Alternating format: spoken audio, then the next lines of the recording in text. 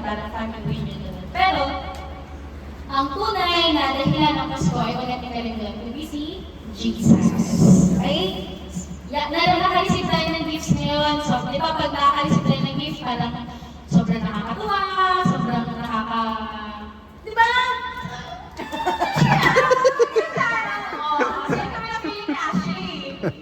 Pag gusto natin ng gift na na-receive natin. And, nung na-receive niyo yung gift na binigay namin, wala naman kayong binigay sa amin na kahit ano, wala kayong binigay, wala kayong binayad sa amin, diba? Parang ganun din si Jesus. Siya ay gift sa atin ng Panginoon. Kaya wala tayong kahit anong gawin, kahit hindi na tayo sasabihin, o dapat wala kang mamimiss na Sunday sa pagsimba, o dapat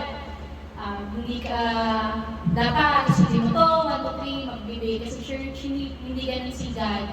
Ang sabi niya sa atin, i-receive mo lang, tanggapin mo lang yung gift na binibigay niya sa atin, which is Jesus. Masisave na tayo. Masisave saan? Diba? Sa eternal